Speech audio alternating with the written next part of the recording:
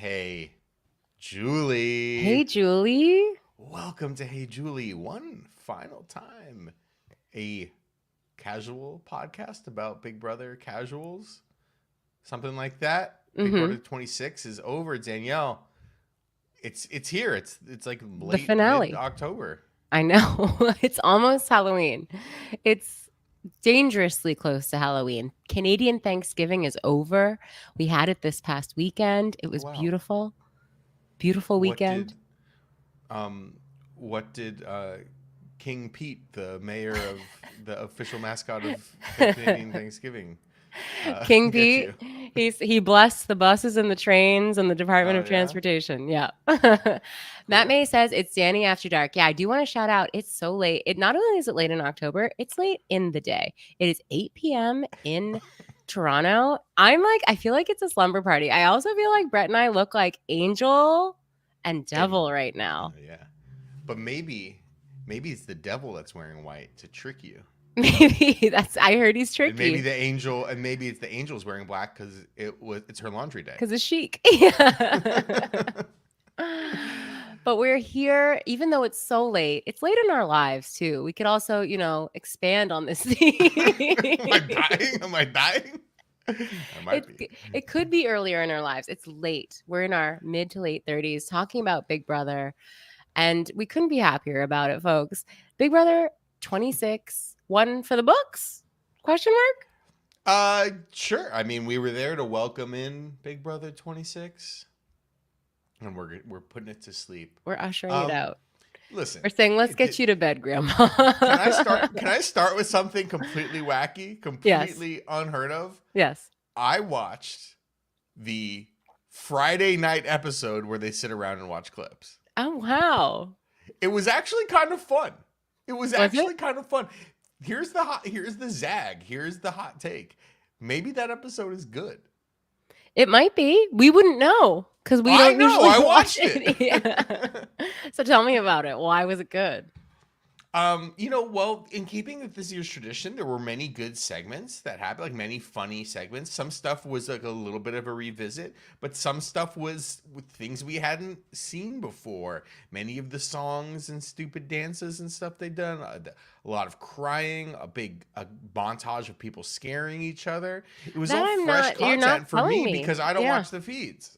I'm You're not casual. telling me on this though. I don't need to see people scaring each other. I get scared enough in real life. I don't need to see it on Big Brother where they hide in the garbage can and jump out and then you have to this doesn't amuse me. Sorry.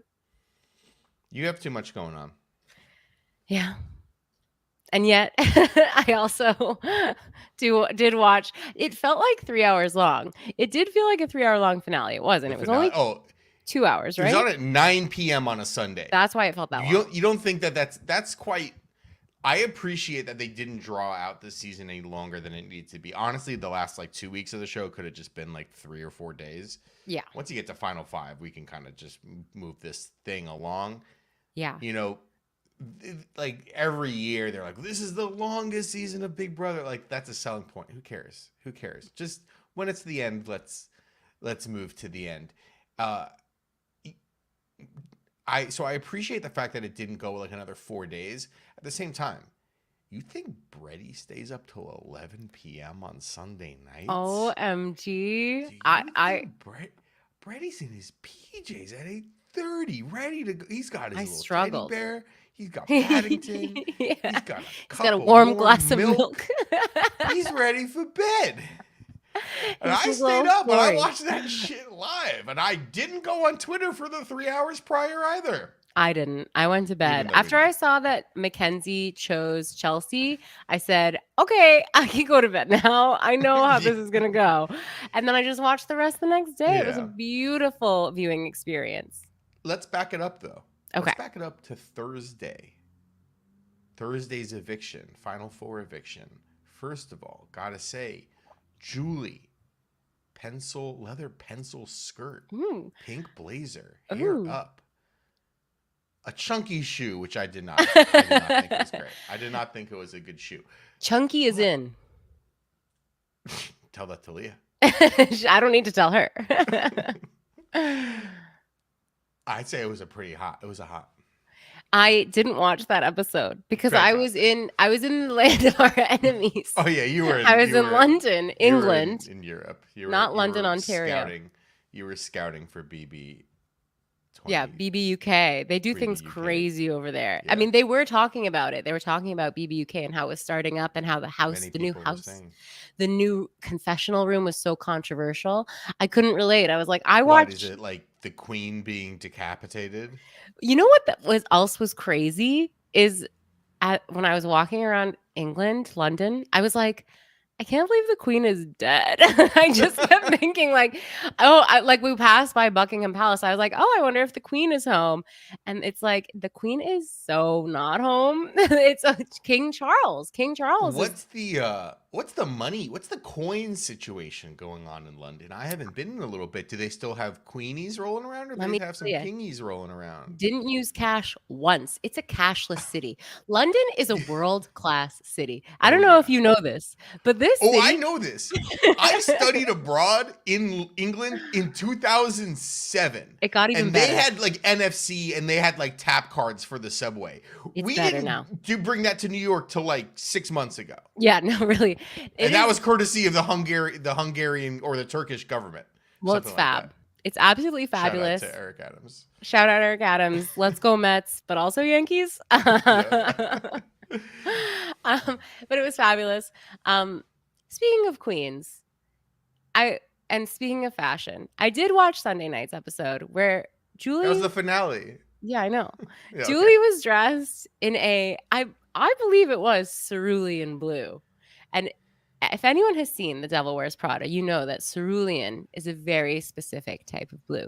So I feel like this was a nod from Julie to the higher up fashion gods. This was a flowy dress. It had a belt. It was off the shoulder a touch. It was slightly deconstructed. It was billowy. This was a Princess Jasmine look. I was going to ask, do you think that it certainly had two legs to it? It wasn't a dress. It Yeah, had two but I would poofy hesitate. individual legs. Yeah, I wouldn't call it a pantsuit. I don't know. A jumpsuit, I suppose. Was it a dress? I guess it was dressy, but you're right. The ankles were tightened. They were fastened. 2014 was what color is the dress? 2024 is it a dress? And that's how our society, we don't know. We couldn't even tell you. Yeah, we live in a society. Joker 2, now in theaters, bombing. Not too long. I might be able to rent that shit by next weekend. I was so hot on that movie. I thought Gaga was going to win an Oscar. I thought she looked very beautiful. And I did know some people in our Discord said that this was her best look of the season, the Princess Jasmine blue. I don't want to get too ahead of ourselves. I wanted to talk about Thursday night.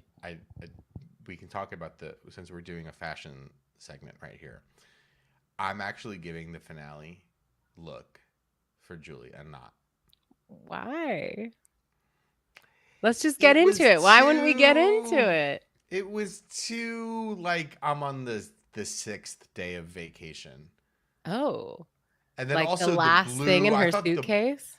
Yeah, I thought also like that's so specific. The blue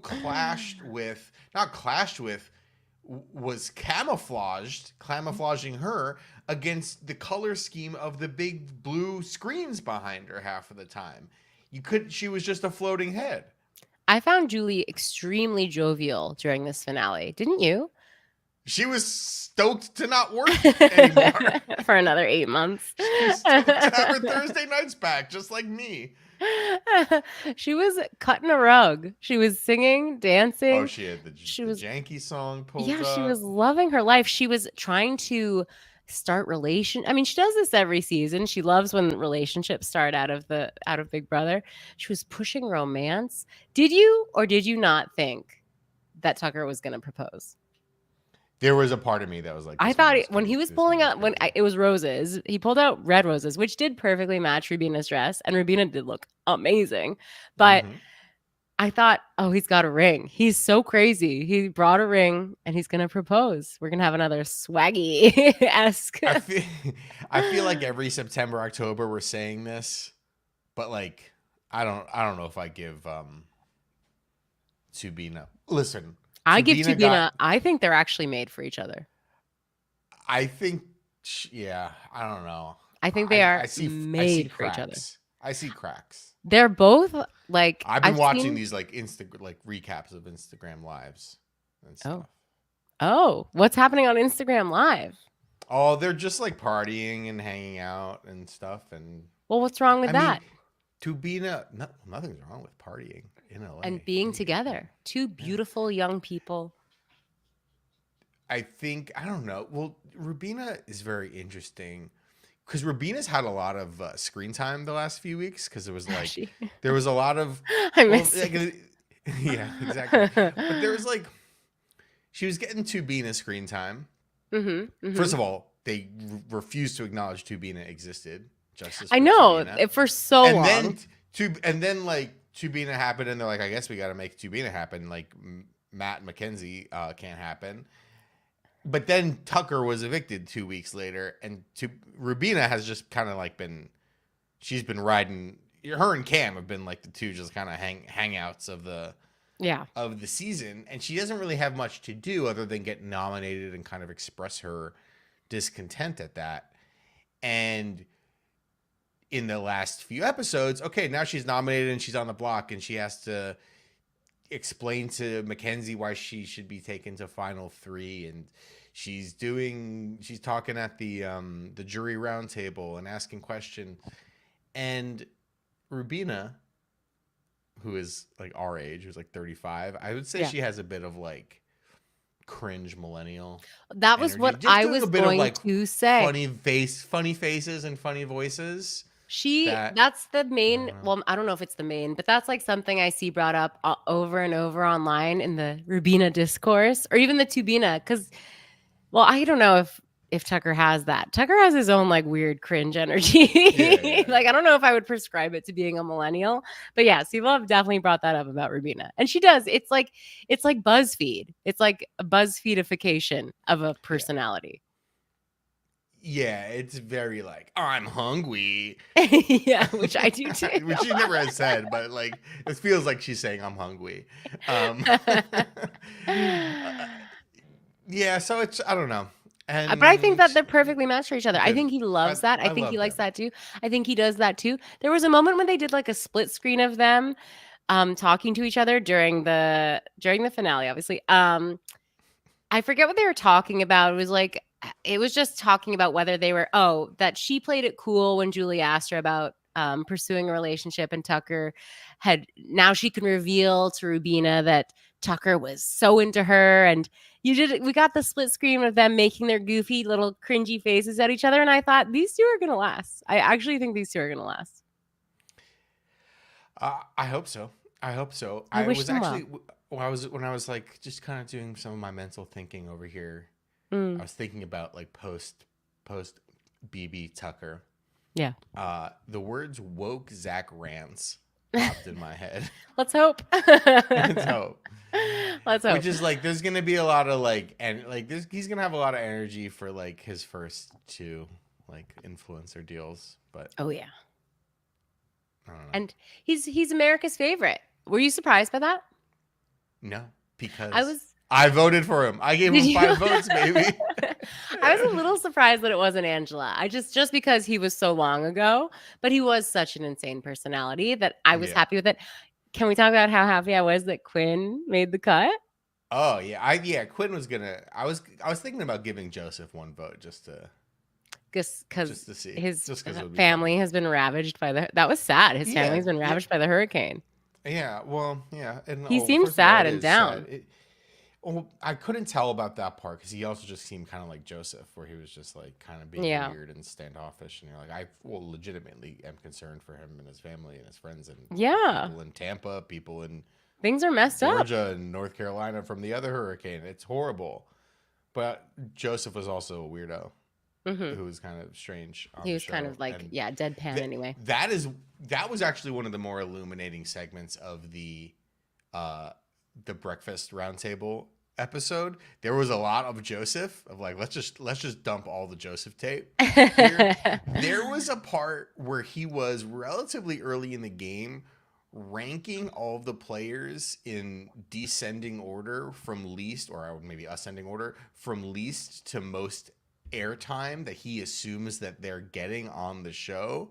Okay. He Like had who's the Kenny star? last. Yeah. He was high. Right. He was Correct. very high. He was very high. He was like, well, he wasn't super high. He was in the middle. He was being modest, but he was 7th, and he had Chelsie at 8th. And then it cuts to a Chelsie DR, and Chelsie was not happy about that. Chelsie, who as we know understands what is happening in this game, was not happy about that, and it did illustrate some of Joseph's lack of awareness. Misreadings. Mhm. We're jumping around, I guess, but I have to say, like, I was watching the final shot of like Chelsie, the winner, Tucker, America's favorite player, Angela still front and center, Jag. Okay, but no. No. Makensy as like the runner up. I thought to myself, Chelsie is a really good winner. Chelsie played possibly a perfect game. Let's Right? get into this. This is my one thing that I'm gonna bring up from Thursday. You said that you turned off the finale to watch it at another time because it was late. Yes. When Makensy took Chelsie to the final 2. Yes. By that logic, you didn't need to watch the finale at all because here's what happened. Makensy won the final 4 veto, and Makensy, leading up to it, Mackenzie's faced with the choice of evicting Cam or Rubina for that. And all of Mackenzie's DRs are like, I'm going to take Rubina. Taking Cam only helps Chelsie. It only helps Chelsie. Meanwhile, we have Chelsie DRs that are paired against that are saying, I understand Makensy wants to take Cam doesn't want to take Cam to the end. And she knows that's better for me, but I'm going to convince her it's better for her to do that. And I'm going to spend the next 5 days convincing Makensy of exactly that. And that's what Chelsie did. And it's like, you thought Makensy ruined her game when she took Chelsie to the end. She ruined her game 3 nights earlier when she did Chelsea's move. And she can talk about, how loyal she was, all that stuff. Cool. Whoop-de-doo. You lost.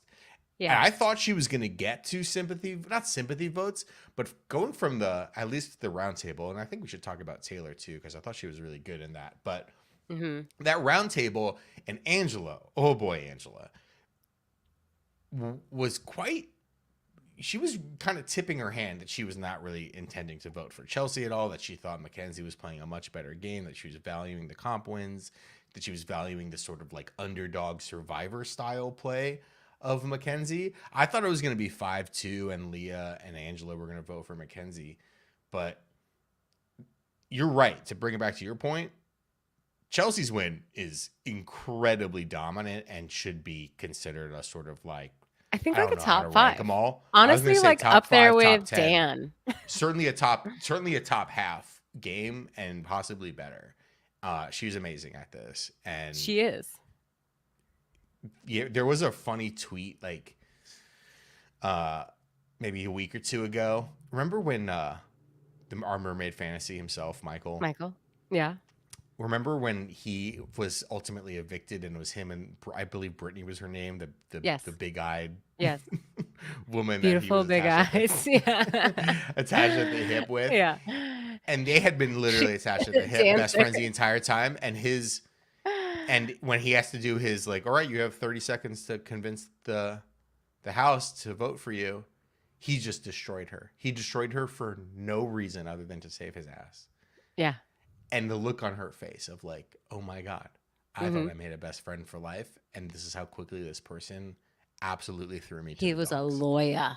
Lawyers don't have friends. And I saw, there was a funny tweet that was basically just a screenshot of that. And it was like Mackenzie's face after she realizes what a mistake she made taking Chelsie to the final 2. And that is pretty much exactly what happened. And you know what? It was delicious. It was great to watch, and I'm super happy for Chelsie.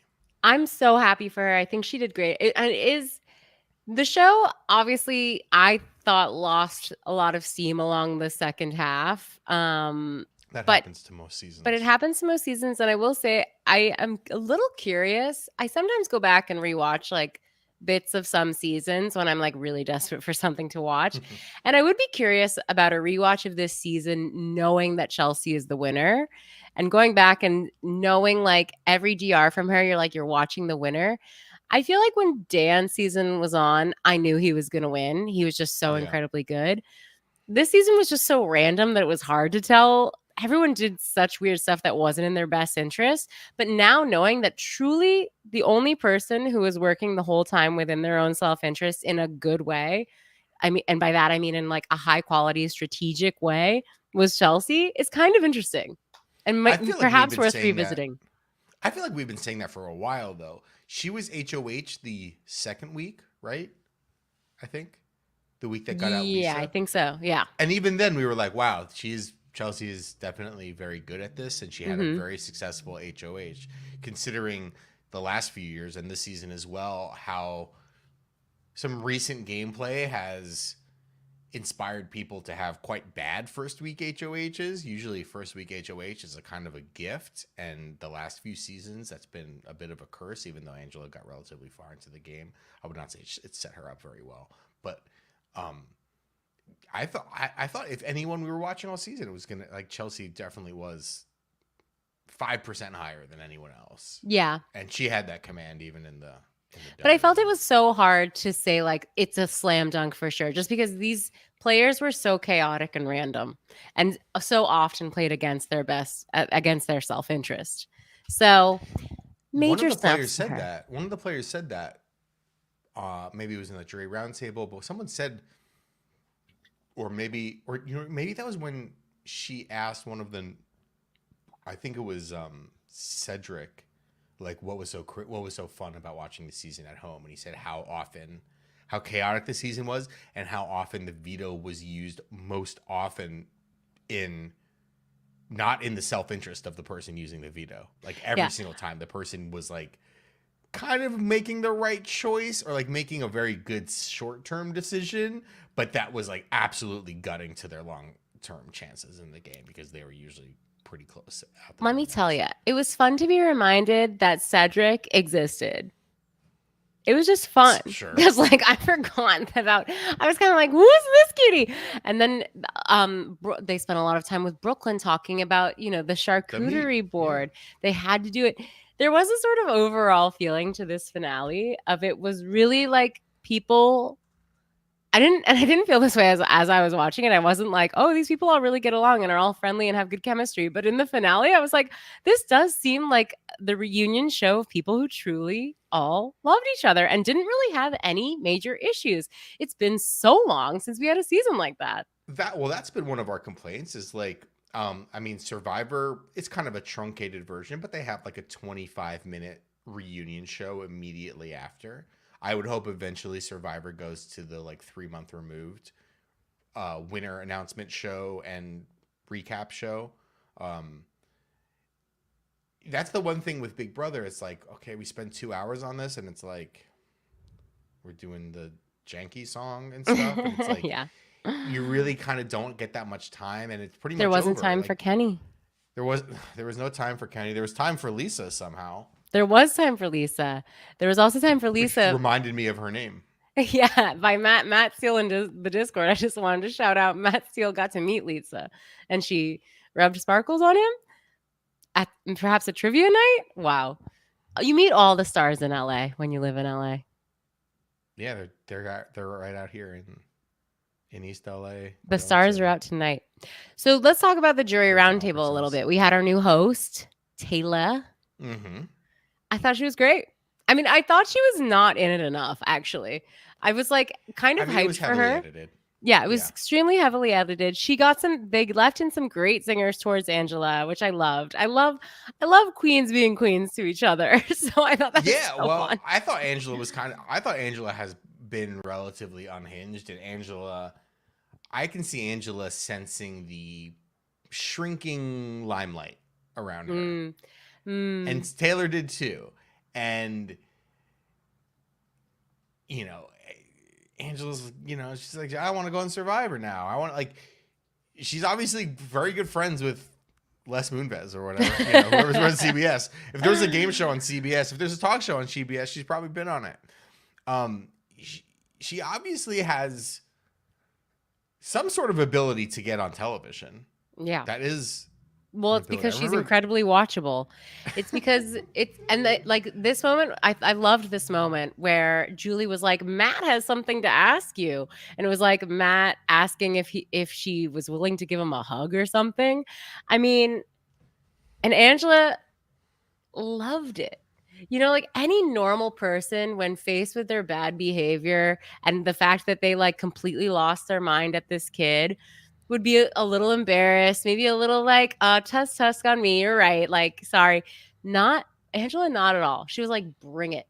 Angela is one of the most, someone that confrontational, you have to really be ready for what they're going to give back to you. And I don't think Matt was ready. Matt was That's why I was not like, prepared. I was really kind of like reeling with Angela during the finale, because it's like you have her in the jury roundtable where she's shut down by Taylor, just flat out. Mm-hmm. Like, Angela keeps making it about herself, and Taylor says, like, hey, the end of the show is not going to be about you. It's going to be about Makensy and Chelsie and Cam here. And then there's that moment too where Matt's like, I hope we can forgive each other. Can I give you a hug? And she's like, no. And it was just week one Angela all along, the same. And it was just the week one Angela that's like, cool, there was no actual growth of spend time with your family in Utah and like be mean to them. I think this is just what you're like. This is what she's like. Some people, and Angela's what, 52? She's who she is. She's not changing for you. She's not changing for Julie Chen Moonves. She's not changing for this show. This is who it is. Luckily, it is very entertaining on reality TV. I mean, Philip G in the chat did not enjoy it. Philip G says, Angela will probably start dating Elon Musk. Yuck. I don't want that name is banned on our podcast. We don't want to hear about that. Why'd you read it? Why did you read it? One other thing on the jury roundtable. Sorry, this is not Angela related. They're talking about Cam, and beautiful British T-Core says, Cam played the game I want to play. Same. Girl, that's why you lost. Cam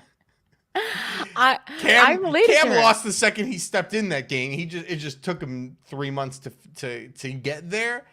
And T-Core, we love her. I totally know in that moment. T-Core, but like everyone was like so like T-Core is gonna win. Everyone loved T-Core. Our audience loved T-Core. Everyone in the house loved T-Core, and it's like T-Core actually might not have been that had that much of like a killer instinct or like a winning instinct about her. Okay, I actually super related to T-Core in that moment. I understood what she was saying. Let me explain it to you because I don't think you understand. Maybe do nothing. Yeah. Exactly. Do you ever look in life at someone who's just like so relaxed and they're just like still getting what they want? Like they're just swimming along and somehow they end up in Final Four of Big Brother without doing anything, without scheming, backstabbing, just generally being like pretty likable and chill, having a good time. Maybe they're not that great at comps, but everyone likes them. T-Core looked at that and was like, I wish I could have that game. She was wheeling and dealing. She was spinning her wheels. She wanted to just chill out in the house. I understand that. She wanted more of a vacation vibe. She was chilling out in the jury house. Yeah, now she's chilling in the jury. But yeah, I know people who do nothing and they succeed. And they're rewarded for it. Or they're equal to, they do nothing and they have equal success to me. Yeah. No, it's like Homer, one of the most famous episodes of The Simpsons, Homer's enemy, with the guy who hates Homer because Homer is just an oaf who's clearly so bad at his job. And this is the one person who wants to show the world that Homer is an idiot. Yeah. And pays for it with his life. Yeah. Spoilers for The Simpsons. 30 years ago. Yeah. Simpsons episode 30. No, yeah, I know people like that, and I hate them for it. Yeah. I don't hate Cam. I do want to have a little Cam convo because it's like didn't really have much Cam convos for 2.5 months, and then the producers, the editors are like, oh, well, we got to show this guy a little bit. He was so interesting. He was such a as a person, such a very interesting, like, projecting low status guy, because he Mm, was very attached at the hip to I'm sorry, to Chelsie. Chelsie, yeah. Very attached at the hip to Makensy. There was obviously a bit of a love triangle thing going on, but they like he and Chelsie were like number ones to each other at the same time. Like she liked him, he didn't like her. And watching him, especially in the Thursday episode, as he is kind of working alongside Chelsie to convince Makensy to keep him over Rubina. He is so interesting because he's big and tall and funny, but then like every time he's talking to a woman, he's like doing like cutie little baby voice. He's just like, That's his I game. hope you keep me. He was just so interesting. I thought he was interesting too. I agree. He did project low status, and he projected very well that he was non-threatening as a player. Like for someone who was a freaking quarter. What was he? He was a big time football player at some big time university. Like they threw out Makensy, I think, brought up the information. It was like Penn State or something. I don't know. A university I've heard of. Yeah, it's something I've heard of. So I thought, oh, this is a real athlete. And yet, yeah, when the way he puts himself out there, you're like, I could beat him. Philip G in the chat says Cam should have been on Buddy Games. Maybe. Maybe. It's possible. I got his sports reference page pulled up. Yeah. 4 years at Penn State. Oh, then he went to UMass. Is this good? No, well, he was at a really good school, and he didn't really get much. He didn't really do much for 4 years, and then he transferred to a much like worse school, and then he was good. He was good there. He was okay there. He had 2 touchdowns. He didn't have any touchdowns in 4 years at Penn State, and then he had 2 touchdowns. No touchdowns, no TDs, season. No tutties. Oh my God. Only 2 touchdowns in one season at UMass. So, oh my gosh. That's why he's on Big Brother. Yeah. Not big NFL. I know it's the name of the show, but Cam, just like his whole personality, he was like a little brother. Like he gave major little brother vibes. You know, like the little brother who just like you're one of your best friend's little brothers who's always trying to tag along, and he's pretty cute and nice. You're like, all right, sure. But he's not threatening. And then you're kissing him? No, I don't. I'm not interested in him whatsoever. He probably has a crush on me, but like, I'm not into it. We got a question in our live chat. Thoughts on the weird Julie reveal about the presidential election from Matt May? You know, we were there the first time Julie revealed. I kind of things were going on in politics. What was so funny about the live, this was happening throughout the night, is like Tucker, America's favorite, was unleashed. Like, yeah, and I think Julie wanted him to be a little more leashed because he was just like he just kept like screaming things out. Yeah. And like walking across the stage and touching people and pulling out props. It was funny. It was exactly why people love Tucker, because yeah, you really can't guess what he's gonna do next. He's the pirate improviser. But I loved when Julie was telling them about the presidential election, and he was like, and wait for it, you're not going to believe what she's going to tell you now. Like, he was just like hyping her up. He was like, talk about the assassination thing. Yeah. I was actually kind of wishing that we had been there for his eviction episode when she told him all this stuff. I would have died to see his reaction then. Also want to call out, there was an audience shot of Taylor and Jag in the audience. Yeah. They were sitting behind the seats we sat in. We got better seats than them. We did. Yeah, of course. The finale night crowd was good. I mean, lots of parents and friends there, kind of artificially keeping the vibe up. We did a really good job. Yeah, they were okay. Voting situation. Oh, it was a snafu. I saw. Quinn puts it in the wrong hole. Well, but was it because Taylor said on Twitter? Oh, okay. Taylor on Twitter said that there was an issue. the issue was that Quinn put his key in the. There's two things. There's the big key wheel. Remember when you pulled your key out of the key wheel? Yes. They're supposed to put their keys in the key wheel so no one can see their vote. Mm-hmm. Quinn, and then there's a second rack. That is Julie's rack after she pulls out a key to put a Julie's key rack in there after she's already holding it. She pulls it out. Quinn puts it in the place that Julie's receptacle for the used keys. And it's clear. It's a clear box.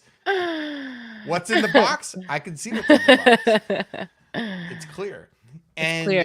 They didn't tell them, and then every single person, the next person just followed exactly what Quinn did. And then you have 7 people, and it literally just says that you can just count Chelsie, Chelsie, Chelsie, Chelsie, Chelsie. But it was unanimous, so it was sort of like whatever.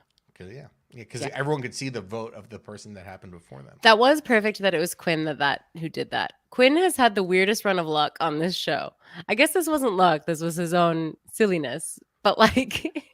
Yeah, having that haircut is also his own silliness. Ugh. He'll never do it. I mean, it's luck how it comes out, what color it is. That's genetic luck.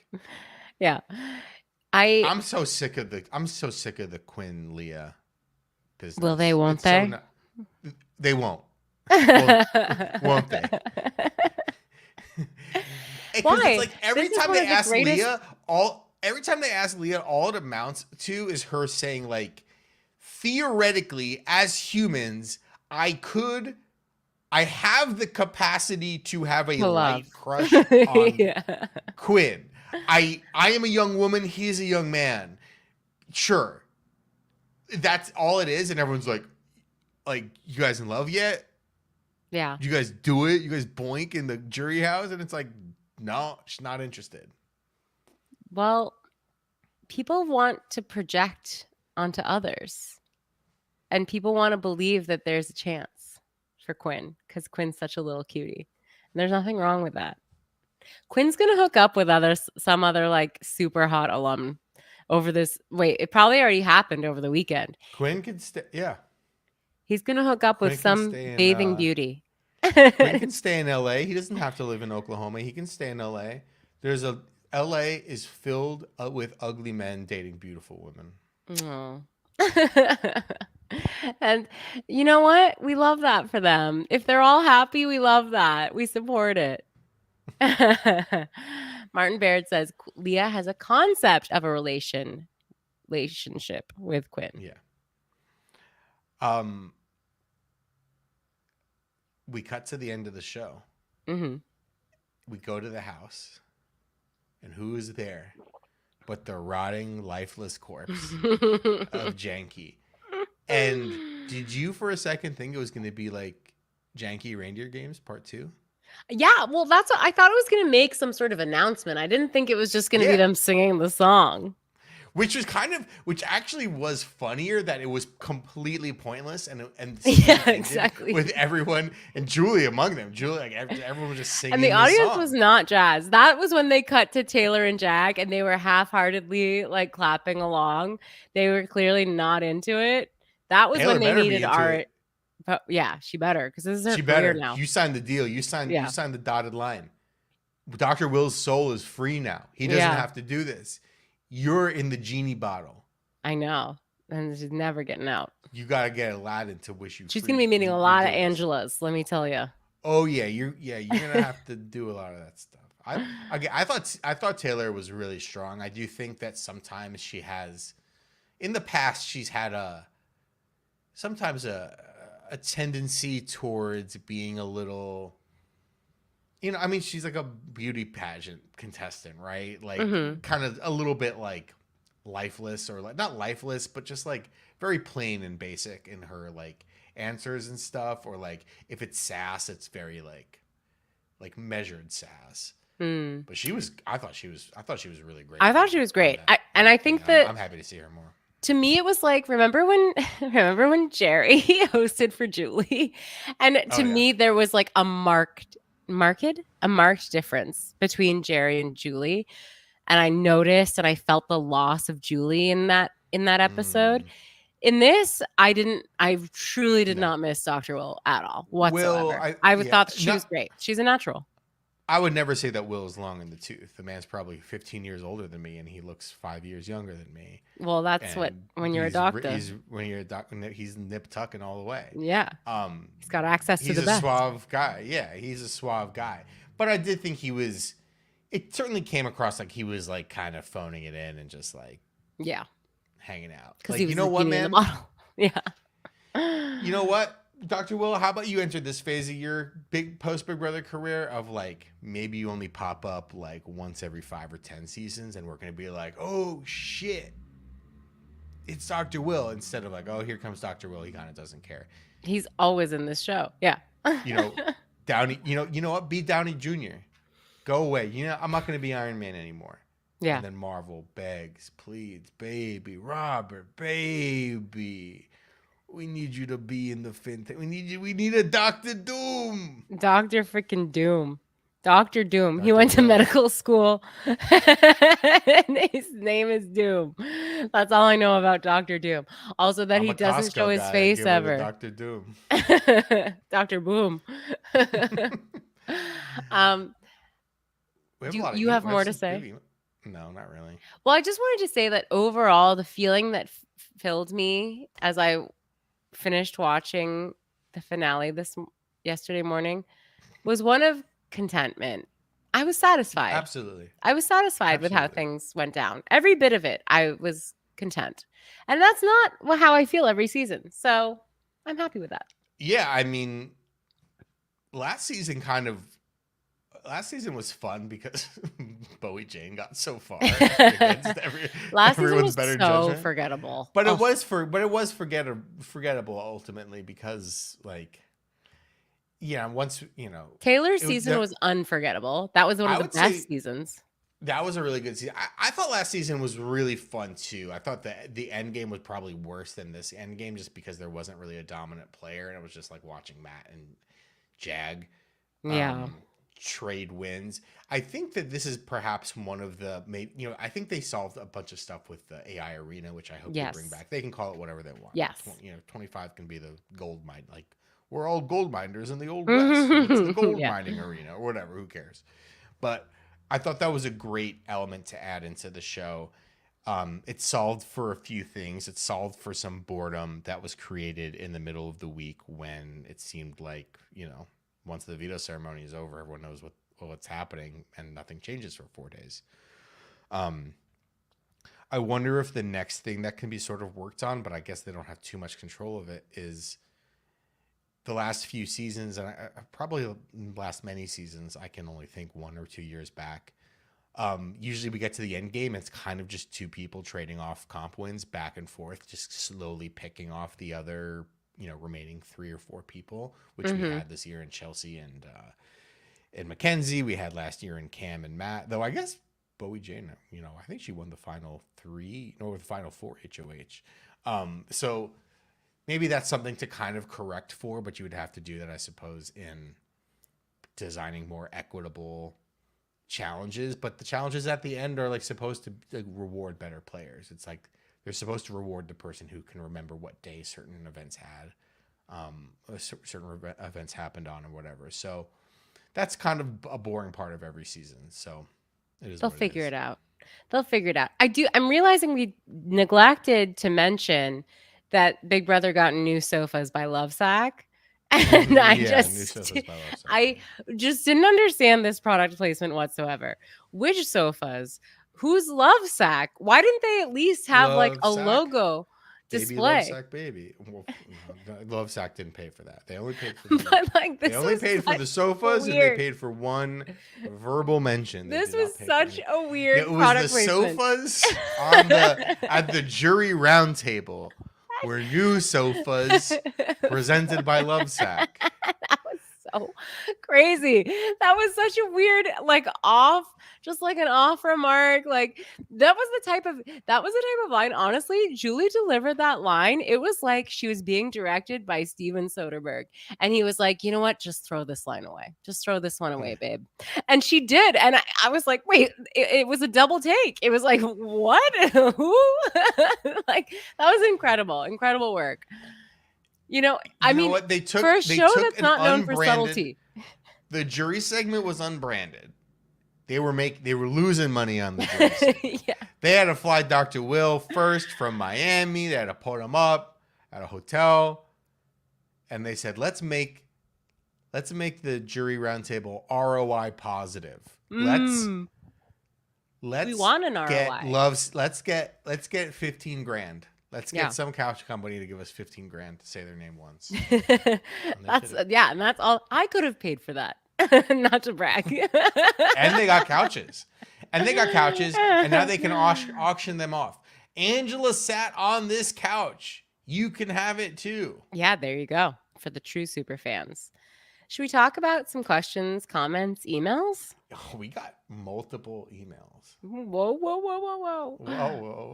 All right, here's an email. Or actually, let me read an email relating to Big Brother. How about that? Yeah. From Phil. It's not addressed to you. Pretty crazy. I know. Okay, read it. First word, I'm like, ooh, I like this word. No, I was like, oh, I can check out. Brett. Very curious on your thoughts on how the writers treated AI and how AI was represented and utilized throughout the season. Why not curious about my thoughts on that? You don't understand how technology works, Danielle.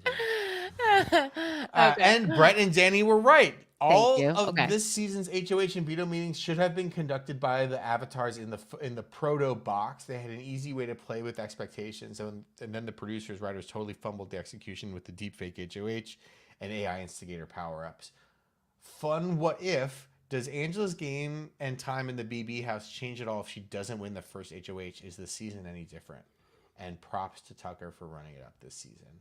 Okay, so I have a lot this was not addressed to you, Danielle. I have a lot of issues with this email. Go ahead. Yes. Yeah, Go ahead. No, you answer. Okay, well, obviously, first of all, the fact that I was not included in the first question. Second of all, when you say, Phil, Brett and Dani were right, well, I love that. But then he says, we were right about how all of the HOH and veto meetings should have been conducted by the avatars in the proto box. Did we ever say that? Don't challenge it. We must have said it. I don't remember saying that. We must have said it. I remember saying that, which is, you have the cool box, and that box was used. Yeah. That's the box that they were using in the final HOH competition, where the avatars, the like photoreal avatars, read off things. And all season long, we have the worst PlayStation 1 3D avatar being like, my computer chip is maxing to the core. Like, shut up. They should have used so much. They should have used the deception of having someone's physical appearance and likeness and voice other than T-Core's voice. You knew it was fake T-Core, AI T-Core, because AI T-Core is not British. Like, couldn't get the voice right. And for the what if, does Angela's game and time in the house change if she doesn't win the HOH? I don't think so, because she won another HOH. I think she still would have been like a major player. No, but I think she wouldn't have lost her mind so early. Yeah, or maybe she would have. She would have found a way. She would have, because here's the thing: if she wasn't nominated, if she wasn't the first HOH, then she probably would have been nominated the first week, and she would have been crying and flipping. Like, I don't think her game changes too much, because it was a pretty devastating HOH, and she was rightly so nominated and not trustworthy the rest of the season. I think even if she was nominated that week and was HOH instead of being HOH, like, she would have flipped out and had a meltdown. Like, if Matt was the HOH and not her, and like, I don't know if she would be calling out Matt, Mm-hmm. But I kind of don't really see her game changing too much. Like, she was what she was. She was what she was. Like, she got pretty far in the game considering having a pretty devastatingly bad HOH the first week. So, like, if she wasn't doing that, maybe I don't know. Yeah. I don't know, maybe she would. I also want to say that, so that email was from Phil. There's a Philip G in the chat who says, Dani looks like she's sitting on/in a bookshelf. What is happening? Why are all the Phils coming down on Dani tonight? Like, yeah, I'm sitting against a bookshelf. So what? Every Phil writing into us is grumpy. Somebody feed Phil. Somebody feed Phil. Now I want to hear. We also got another email, but I haven't heard it at all. So Brett's gonna just like read it. I forgot to forward it to you. This is what happens: is we have an email account, and I'm the only one who checks it. And yeah, I don't have it set up. If we get an email, I forward it to Danielle, and I forgot to forward it. This is from Madison. Hey guys. Hey. Wow, maybe that's towards me because you're not a guy. Big fan of the podcast. With Big Brother ending, I think you guys should take time and watch The Raft. It's a show where they put 11 people on a boat as part of a scientific experience and force them to work together. The only catch is they all have conflicting views in life. One is a water builder, the other is a bodybuilder, one is a vegan. I was gonna ask, like, what type? Yeah. Wow. There's people who don't accept other people's ways of life. Oh. I think you would find it funny. And also, one question: if you could see the BB All-Stars season with a theme, what would you want it to be? Personally, I think we should put an all feuds in a house together, like Brett and Rockstar, Tanner and Jasmine. I love that. Or an all-star Turner and season Jasmine. With Turner and Madison wrote Tanner. I was like, I don't really remember a Tanner, but also I don't remember the names of players after they've been out of the house for more than 6 months. Yeah. So, or an all-star season where there's some really chaotic people like Tucker and Angela. What do you think? I love that. Did they? I love feuds. I would love like Battle of the Exes, and I think we've done enough seasons where they could do that now, where they have like people who were in a relationship but it didn't work out. They broke up because like then like put Christmas and Memphis back in the house together. And let the sparks fly. Put Nicole in the house with like everybody, whoever, everyone who's a lot of people she was hooking up with. And I'm not shaming. I love that for her. We all know I'm a Nicole defender. Philip G in the chat says, did any of the season's cast officially make it to Bretty or Dani All-Stars? That would be maybe that'll be a good off-season episode. It's a cast of Bretty All-Stars versus Dani All-Stars. Oh my gosh, yes. The All-Stars 3. That would be the theme for sure. Dani All-Stars. Matt May wants to know, wasn't exes like BB4? This does sound familiar. They weren't exes. I think some people were exes. Some people were like separated. Some people like all there were 16 people. Like there were 8 pairs of people who all had like a kind of difficult relationship. Like maybe they were like coworkers who didn't like each other, or they used to date. And then there was like Nokomis and Cowboy. I think his name was Cowboy. I don't know. Every season, there's a guy who's like, "Call me Cowboy." Like, your name is fucking. Call me Whistle Nut or call me Cowboy. And they were literally long lost like siblings. They had never. That is so crazy. BB casting used to really be ambitious. We used to be something. Yeah, we used to be something in this country. I need to read out a question from the Discord from Moople. How would you each sum up your home decor taste in 1 to 3 words? Mine is work in progress, because for me, I just don't have a lot of nice pieces of furniture at the moment, because I'm aware of this point in my life where I have a dog and a child who just learned like how to feed herself. That like, and nothing can be nice. It all is going to get destroyed. So, and Matt May says mine is bookshelf. You know what? Maybe you guys should all try reading a book, okay? Yeah. I can't believe we're coming after the intelligentsia on this pod. Modern, mid-century modern. Oh yeah, mid-century modern for Brett for sure. And comfy couch. Boy. Yeah, Danielle, you've been to my house. I've been to your house. I would say that's kind of accurate. Thank you. Can I say something horrifying? Not horrifying, but it's a story. I recently sold an item on Facebook Marketplace. I actually had to I tried selling it on Craigslist. I wasn't getting any bites. So I was recommended Facebook Marketplace. I reactivated my Facebook after 10 years to just sell one item and then deactivate my Facebook again. And I sold something. A young woman, probably her late 20s, comes to my apartment to pick up. And I have a number of like framed music posters in my living room. And she's like, cool. I love those posters for all those old indie bands. Yeah. So. Yeah. All those vintage bands you like. Vintage bands. Brett? My dad likes those bands. Yeah. Wow. Rough.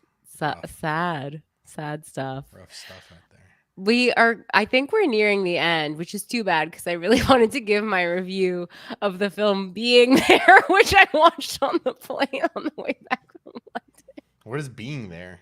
It's this movie starring Peter Sellers and Shirley MacLaine.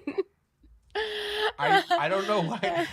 Like with you, it's like I don't even know. It's like Being There. It's it's like a rom-com on Netflix, and it's starring like No. It's because I saw when I was in London, I saw there's a stage version of Dr. Strangelove, or How I Learned to Stop Worrying and Love the Bomb. And Hans Gardner, well, his name is Chance. His name is Chauncey Gardner in the movie Being There. But so obviously Peter Sellers was in Dr. Strangelove. Steve Coogan plays the role on stage. I really enjoyed the show. I liked that movie. And I thought, what's another Peter Sellers hit? Let me dive into the... Sell me on Sellers. Exactly. So I watched Being There. And let me say, this movie is an exercise in patience that I really appreciated. And I think everyone should give it a try. This is exactly the type of movie you need to watch on a plane. It is, and people love this movie. Let me just tell you, everyone's like, chat's lit about it right you now. You have got to see this movie. And after watching the whole thing, what you need to do in a plane, or you need to do it in an isolated cabin where you don't have internet access, you have to do it in a way where you don't have distractions. Because if I had had my phone, I would have given up on this movie, and I'm so glad I didn't. It's very simple. It's simple. It's almost excruciatingly simple, but it's about a simple man who, just because he's dressed really nicely and says simple things, everyone is like, wow, you must be a genius. Maybe you should run for president. And it's in DC. I couldn't let us end our Big Brother season finale show without bringing up Being There. You know what? Yeah, give it a whirl. It's almost as good as Benji the Hunted. Almost as good. I think that's it. Oh, you know what we should talk about? There's another question about Survivor, but there's a question about Survivor, but you'll understand it because in the episode you missed of Survivor, which we'll dive into next week. Yeah, I didn't watch it. Old Sue, who's like in her 60s and the flight instructor. Yes, she says she's 45 years old. She's on that. On that Bowie Jane raise. I love it. I love it. And Toliner asked, "Would you believe Sue if she told you she was 45 years old?" I think the answer for me would be no. I think right now at the age woman is. At the age I'm, she's perfect. Yeah, well, at the age I'm at, I wouldn't believe it. But honestly, if I was 22, I might believe it. If I was 22, I would be like, "Yeah, you might be 45." That was what was funny about it, is everyone's like, okay. These 22-year-olds don't know what anybody is. Yeah, they don't know. I mean, it's like me. I don't know what children are. I don't know what age children are. Until you have one, it's hard to tell. Yeah, it's like, oh no, I saw a bunch of kids at the store and they were mean to me. It's like, how old were they? I'm like, I don't know, 4, 14. Okay, I'm getting roasted. Philip G says Dani's Being There review is giving Brett's Shogun recap energy. No. That's my Shogun recap was awful. Giving my it. Shogun I was giving awful. energy. You were great. You were great.